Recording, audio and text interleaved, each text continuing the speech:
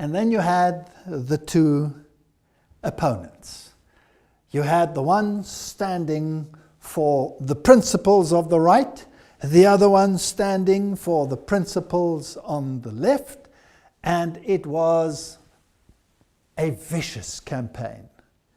Now, is this a dialectic, a Hegelian dialectic? Is this a game of good cop, bad cop, or two ideologies which are to undergo pendulum swing?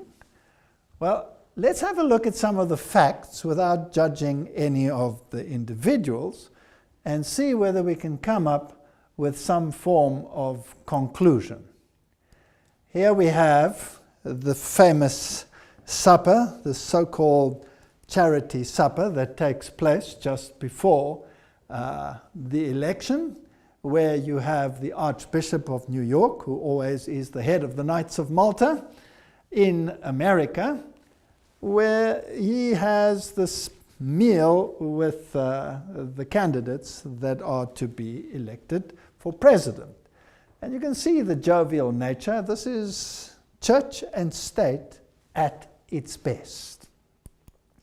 And the two of them smiling next to Cardinal Dolan. Now it's interesting when you look at the actions of these individuals, you also get this idea of this dialectic.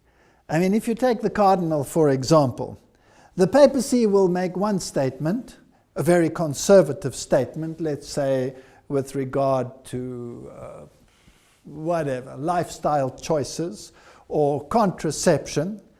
The papacy will make one statement, and the people who are supposed to live it out will do exactly the opposite. So you're confused. You're thinking, why are the Jesuits and the Knights of Malta doing the exact opposite of what the papacy has just proclaimed? Why do you have this dichotomy of thought? Well, you see, in this thinking there's this yin-yang aspect. The white aspect and the black aspect, well, they augment each other. The one cannot exist without the other, so they say, in this yin-yang philosophy. So even within the ranks of the church, you have this dichotomy of thought. Now, the two candidates, as we will see, fit the bill in every single aspect. If you go to the web pages and you look at the bloodlines of the American presidents, then it is a known fact that all the presidents that have, well, reigned in the United States have all been related. So let's have a look at what the media has to say. If all presidents are related, which of the 2017 candidates will be the next president? As it turns out, both Trump and Hillary Clinton are related to John of Gaunt, a 14th century royal.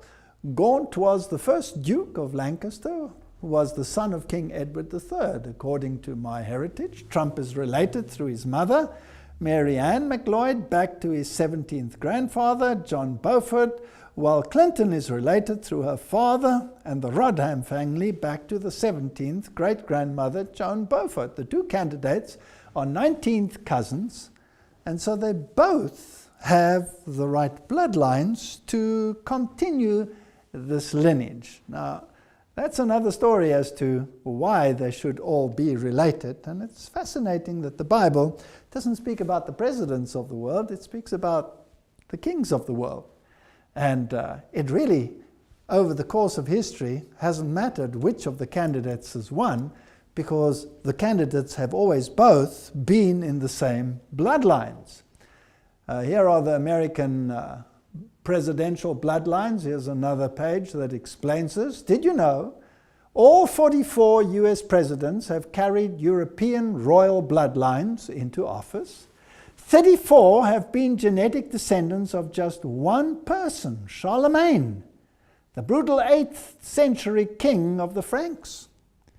Now, that's a fascinating story, because Charlemagne is, of course, the one who was crowned emperor of the Roman Empire, the new Roman Empire, and the Pope was crowning him whilst his kingdom was falling apart. So he's a symbol of this unity of the world under one leadership, the papacy. And then if we go to Edward III of England, in fact, the presidential candidates with the most royal genes has won every single American election.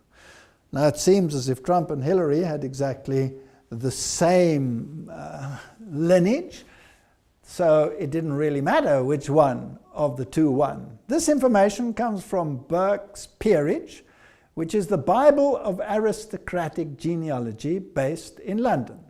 Every presidential election in America since and including George Washington in 1789 to Bill Clinton has been won by the candidate with the most British and French royal genes. Of the 42 presidents to Clinton, 33 have been related to two people, Alfred the Great, King of England, and Charlemagne, the most famous monarch of France. So it goes on. 19 of them are related to England's Edward III, and has 2,000 blood connections to Prince Charles. The same goes with the banking families in America.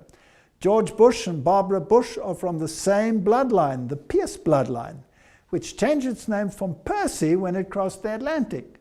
Percy is one of the aristocratic families of Britain to this day. They were involved in the gunpowder plot to blow up Parliament at the time of Guy Fawkes. Now that's even more fascinating, because that was a Jesuit plot to overthrow the Protestant government in the United States.